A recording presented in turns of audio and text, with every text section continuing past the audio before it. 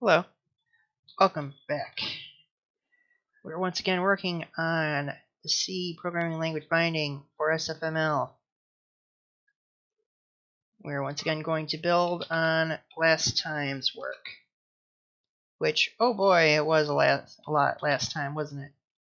It's added up to a lot so far. First off, we're going to include the standard math library because we're going to need it. And we're going to add, oh yes, let's change the title.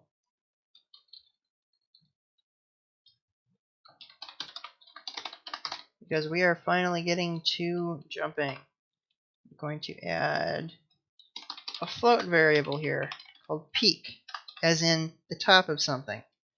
Set it to 0 for now.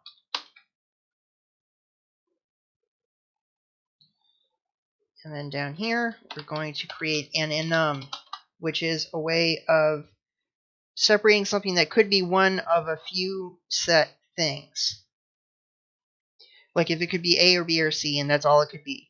Under the hood, what it does is it sets integers. So you're limited to how many integers you can represent, but that's hundreds. So, if not more. So enum air movement states.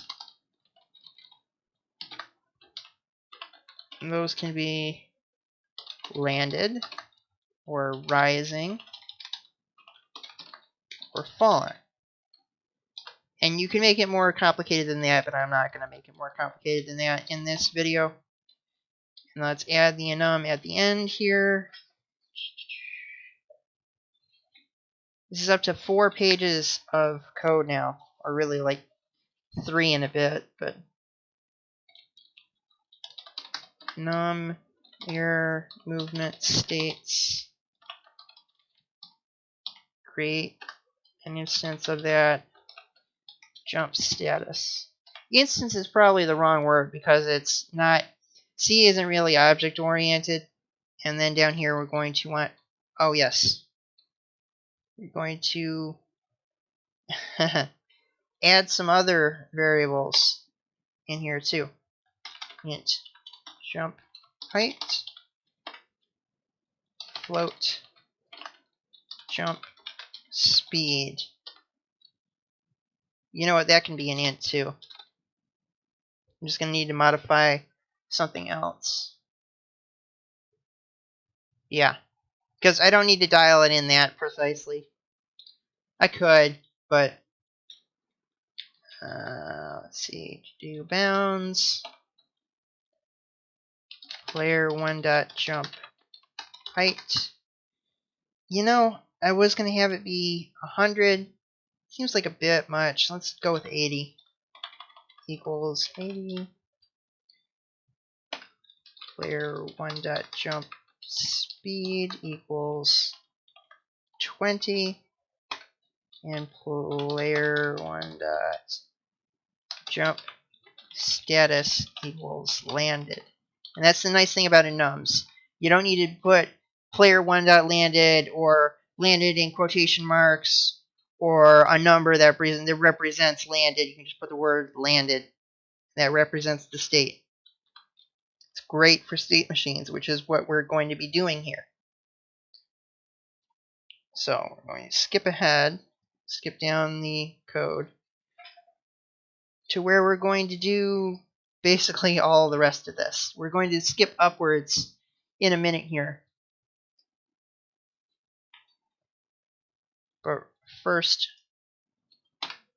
we need to do else if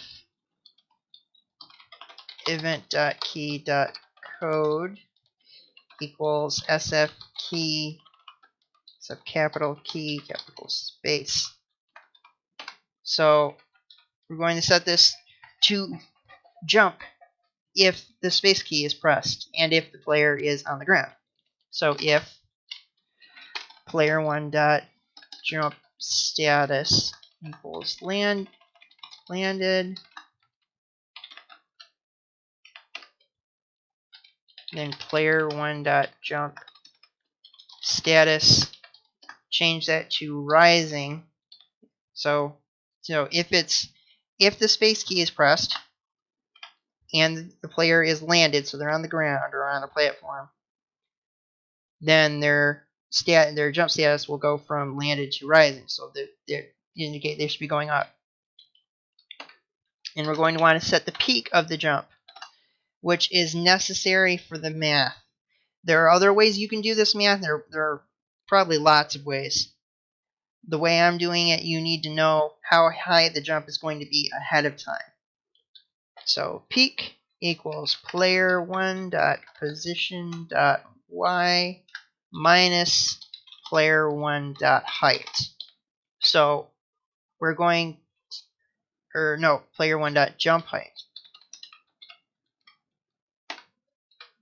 So setting that peak, the highest point of the jump, to wherever the player is at minus how high they can jump.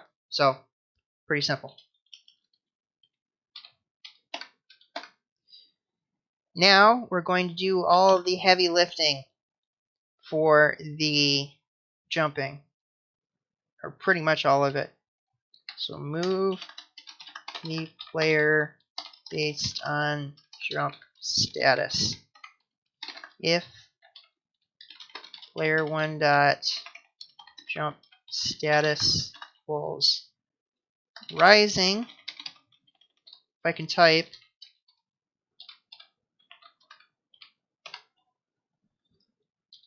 I'm going to move the player up.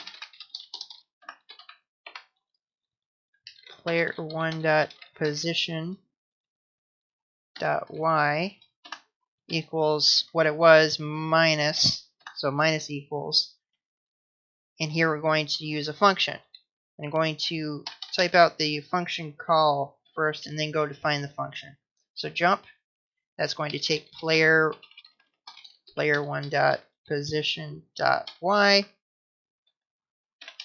the peak of the jump speed, and delta time translated into a float. So SF time as seconds delta time, so that it scales the jumping by the computer speed, and it is not always, you're not just jumping super fast if the computer runs faster, or jumping too slowly if the computer is chugging a bit. And then if player1.position.y is less than or equal to peak, so if the player has reached the peak, then reverse the process. And for the math that we're using here, you need to sort of kickstart it. So you just need to move it down a small amount below the peak of the jump, sort of manually, and then let the equation take over. But it's such a small thing that you don't notice it. There's probably a more elegant equation you could use, but this is something I came up with on my own. I like it, so that's what I'm using. Something I came up for Crutch Chaos, as it happens. Kickstart the falling process. So player1.position.y equals peak plus SF time as seconds delta time. So just adding the amount of time that's passed in the last frame, a tiny amount, and because of, again, the y coordinates increasing as they go down, you're going to go to the peak and then go, by adding to it, you're going down from it a small amount. And then also, of course, change the status to falling. Player1.jump status equals falling.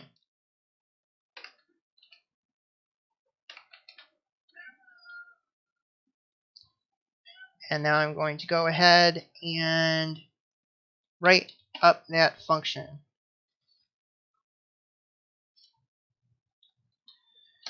It returns a float. It is called jump. And it takes, as we've seen, a float for the player's Y position. We're going to call that player Y. Another float for the top of the jump. We're just going to call it top of jump. In the main code, this is called peak. Yeah, I'll just call it, take an int. That's an int now. Jump speed and a float for delta time.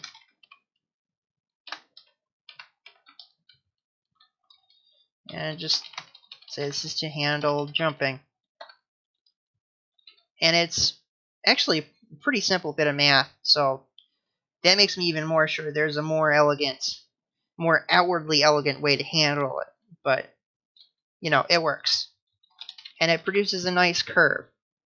So normally, if you look at the path of something that's going up and moving across in a distance, or even just if you look at it over time, it slows down as it gets to the top, and then as it falls faster and faster.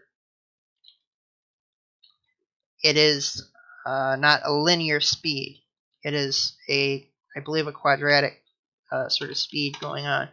There's acceleration. Height difference equals player Y minus top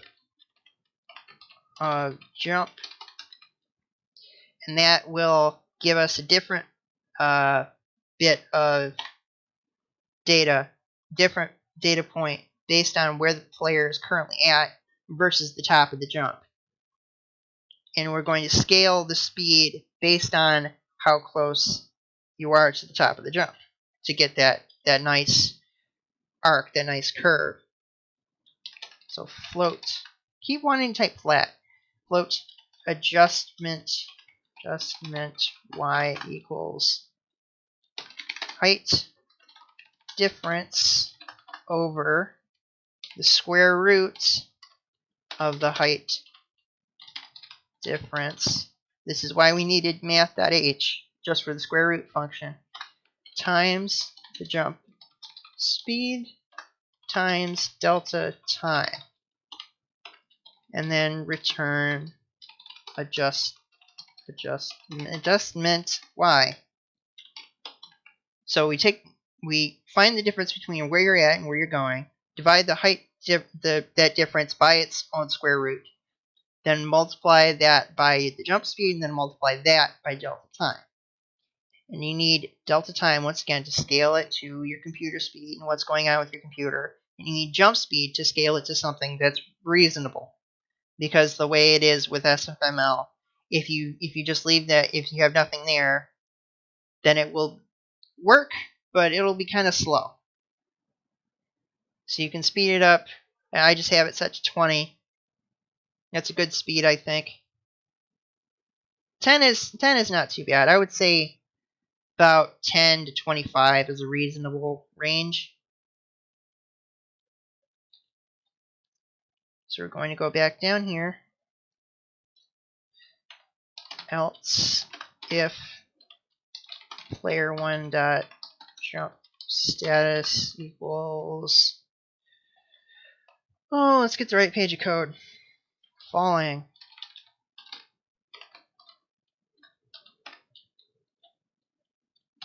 Move the player down. Player1 dot position dot y, this time plus equals, and then the same thing, jump player1 dot position dot y peak player1 dot jump speed and SF time as seconds delta time.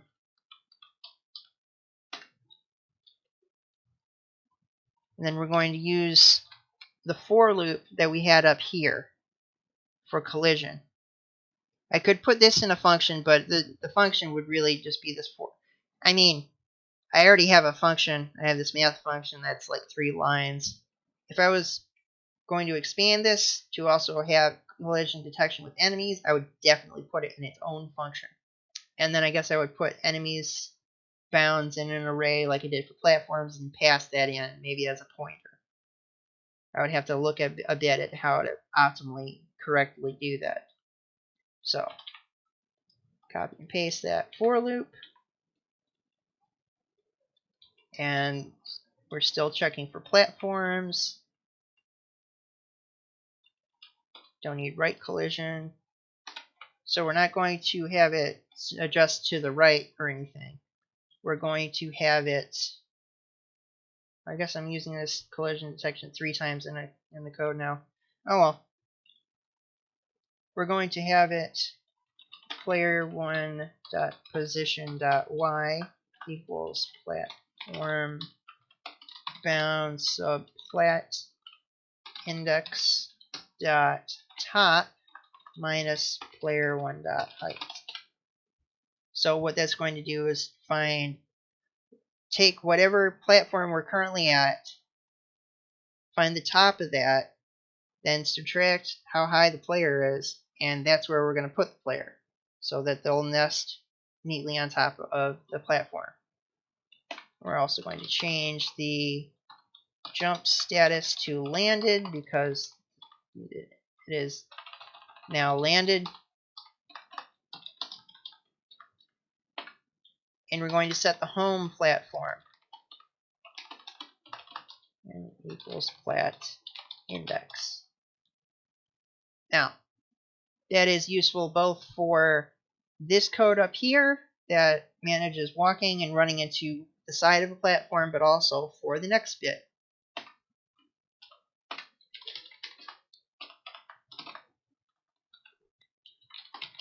So player1.jump status equals landed. Now, you may be thinking, this is for managing jumping. If you're landed, what are you checking for? We're checking for not being above anything. Check if the player is on the platform they're supposed to be on. Because what happens if you step off a cliff? You fall. And this jump function handles all of the vertical movement, all of the aerial movement.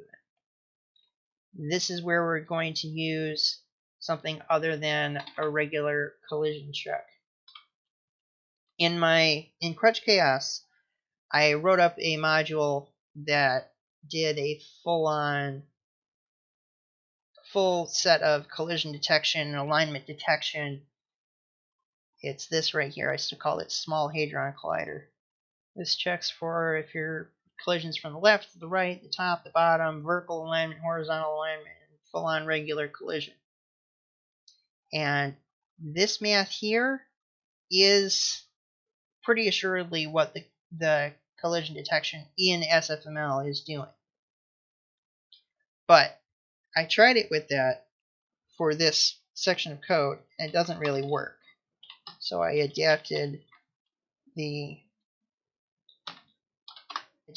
code that I used for that, adapted the concepts. So if the player's x position plus the player's width is less than or to the, let's see, x is less than if it's to the left of the platform bound sub home platform left. If the right side of the player is to the left of the entire left side of the platform they're supposed to be on, then they're not on the platform. Or if player1.position.x, so the x position is to the right, is greater than or to the right of platform bounds sub home platform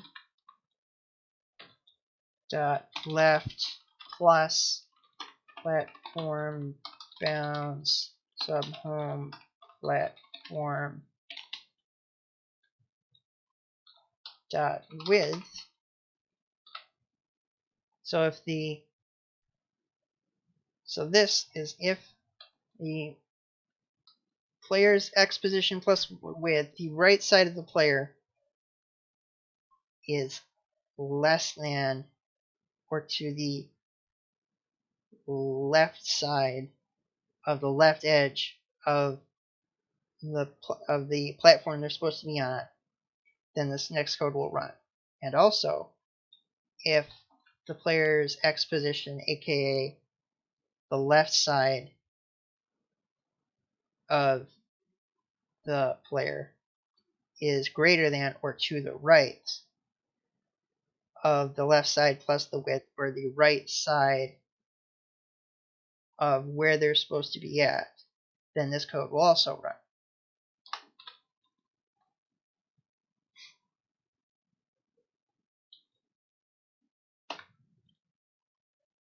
And that code is player1.jump status equals falling. And we're going to set them to falling. We're going to need to set peak for that to work right. Peak equals player1.position.y. It's actually just going to equal player1.position.y because we're falling from where we started at. We're starting at the top of the arc of the fall, basically. And then we're going to kickstart the falling by doing what we did up here. Player1 right here. Player1.position.y equals peak plus SF time as seconds delta time.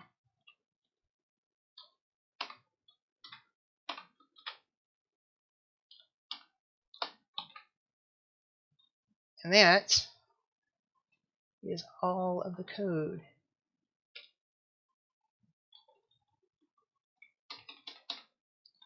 Toot 5. Assuming I didn't typo anything. Top of peak. Top of jump pad, top of peak. I got mixed up in what I was saying and what I was typing. Alright.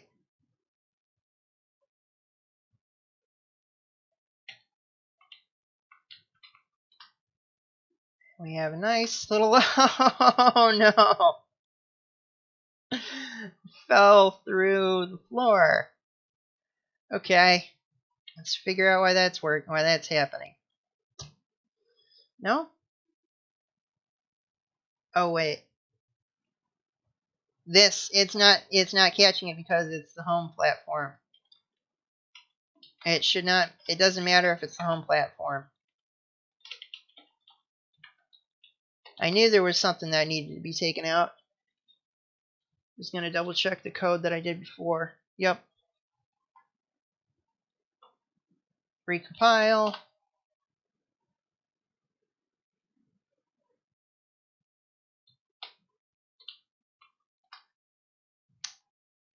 Yep. And you'll notice I'm holding a direction and then pressing jump, and it's not moving me sideways, but if I jump and then press the direction, I can move sideways. That's because of how Windows handles window events. I would need to use the keyboard module and its things to do a more direct, as it says, real-time state of the keyboard. And I'm not doing that, firstly because, well, really just because I find the events is sort of easier and more convenient. Because if you check something on the keyboard, you have to check against all of these. At least if you want to check if anything was pressed. If you know what you want to check was pressed, then you specify that. And the ND, that is how you should do it. However, if you ever want to create remappable controls, then whenever you remap something, you need to check against every key on the keyboard. I think that's kind of dumb, honestly. I think there should be a way for it to return what was pressed without the window events and without, the sort of specifying every key and just going through all of that or knowing roughly what you're looking for already or any of that. But yes, and you will see we can also jump up on top of here. And we can jump on there, jump down there, and then we can walk off the edge and fall off.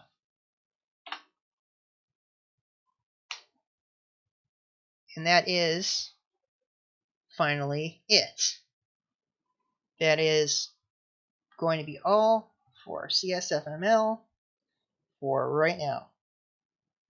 May return to this at some point. Right now, I'm going to move on. There will be more about games. You can pretty much bet there's going to be more about programming. Please leave comments. Please contact me on Twitter or however you can contact me. Let me know what I should cover. Until then, I'll be seeing you.